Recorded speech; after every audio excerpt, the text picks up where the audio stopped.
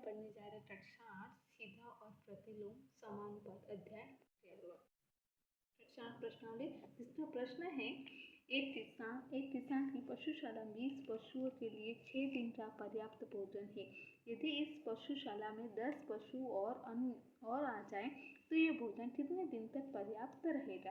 प्रश्नानुसार सारणी, पशुशाला में पशुओं की संख्या। हमने ये सारणी बनाई है प्रश्नानुसार, जिसमें उन्होंने बताया कि पहले तो 20 थे, 20 के लिए भोजन हो जाता था पर्याप्त 6 दिन तक, लेकिन 10 और आ गए तो हम और यहाँ पर हमने 30 लिख दिया और भागता कितने दिन तक चलेगा ये हमें ज्ञात करना है।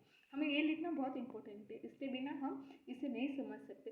पशुशाला में पशुओं की जो संख्या बढ़ेगी तो पर्याप्त भोजन के दिनों की संख्या कम हो रही, अतः x बढ़ रहा है या y घट रहा है तो ऐसी स्थिति में अतः यह एक प्रतिलोम समानुपात की स्थिति में हमें ये पता चल गया कि ये जो प्रश्न है प्रतिलोम समानुपात की स्थिति में। इसी के आधार पर हम नियम लिखेंगे।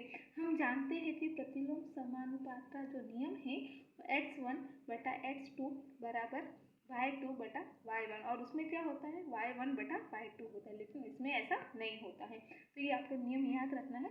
नियमानुसार मान रखने पर, जब हमने प्रश्नानुसार जब मान रखा 20 बटा 30, क्योंकि 20 जो था वो x1 था और 30 जो था वो x2 था और y2 का y2 और y1 हमारा 6 था।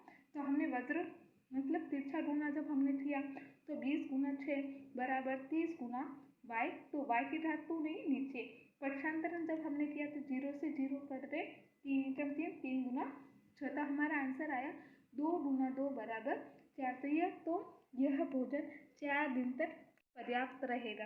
अगर आपको समझ में नहीं आया हो तो प्लीज़ मुझे कमेंट करें। Okay, thank you.